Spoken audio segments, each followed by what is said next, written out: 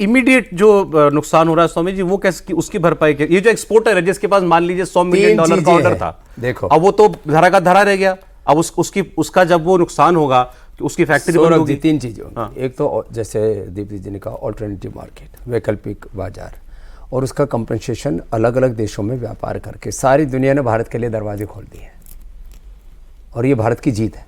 और दृढ़ता से, और चाइना के लोग भी थोड़ा सोचें आगे का, भविष्य का। अमेरिका की जो है पिछले को बनने की किसको ज़रूरत है और क्यों बने?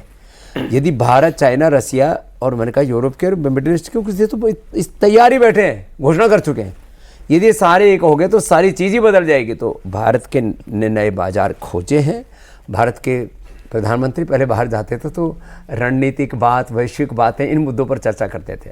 अब उन्होंने खुल करके, अमेरिका का राष्ट्रपति कहीं पर भी जाता है तो सीधी बिजनेस की बात करता है।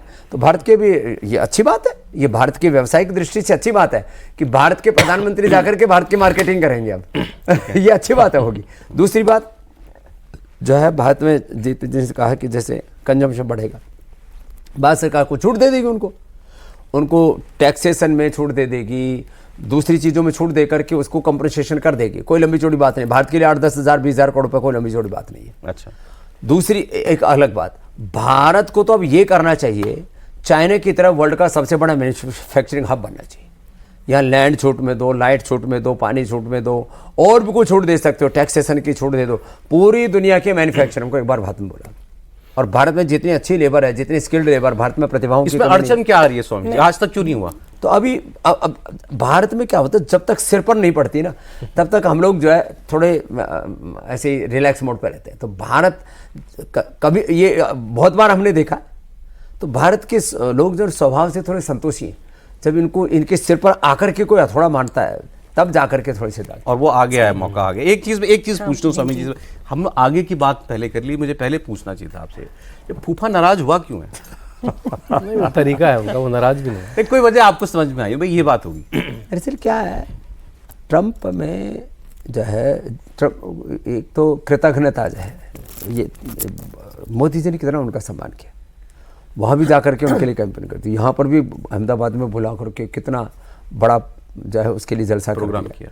ये सब चीज़ें होने के बावजूद, और फिर वहाँ के लोग, मैंने कहा नहीं ये 2 काम पूरे होंगे। अभी तो करीब आधी जनता तो वहाँ खिलाफ हो गई, और जब बहिष्कार अमेरिका का पूरा हो जाएगा भारत में, तो वहाँ तो हाहाकार मच जाएगा, महंगाई बढ़ेगी, हाहाकार मच जाएगा। मैं ऐसे तो कोई प्रेडिक्शन करने वाला, कोई जो है इंदु प्रकाश जी की तरह कोई भविष्यवाणी तो करता नहीं हूँ, लेकिन एक नई बात जरूर कहता हूँ, ये ट्रंप का वार, ये ट्रंप कार्ड खाली जाएगा, वापस लेना पड़ेगा। ये वापस लेगा, ये टैरिफ वापस लेगा। ओके, शांतनु जी देखिए, इस पे अभी जो इलाज स्वामी जी बता रहे हैं बिल्कुल कारगर है। उनकी प्रेस सेक्रेटरी ने बता भी दिया कि जो टैरिफ लगे हैं ये रशिया का युद्ध रोकने के लिए लगे हैं। अब उसने वो धीरे से बोल दिया, उसके बाद ऐसा लगा भी चेहरे से उसको कि जैसे वो ये बोलने वाली बात नहीं थी है ना। उसने उस बात को फिर मश कर दिया एकदम से कि भाई we are doing various things like tariffs on India. अरे वो उसको लगा ये क्यों बोल दिया। तो टैरिफ नहीं, सैंक्शंस वर्ड यूज करा। अब वो चाह कह रहा है कि आप रशिया से पेट्रोल क्यों खरीद रहे हैं। अब हमारे पत्रकार ने पूछ लिया आप भी यूरेनियम खरीद रहे हैं, तो ट्रम्प कह रहा है I don't know about it, जबकि सबको पता है, उसका डेटा लिखा है, वो तो इंटरनेशनल रिकॉर्ड्स में लिखा है। तो मेरे ख्याल से जो हमने साफ साफ बोलना शुरू कर दिया पिछले 10 साल से, अब उनको लग रहा है ये तो साफ साफ बोलने लगे। ये तो पहले दब जाते थे, इनको आंख दिखाओ भागता चला आता था इनका कॉमर्स सेक्रेटरी, इनका प्रिंसिपल सेक्रेटरी।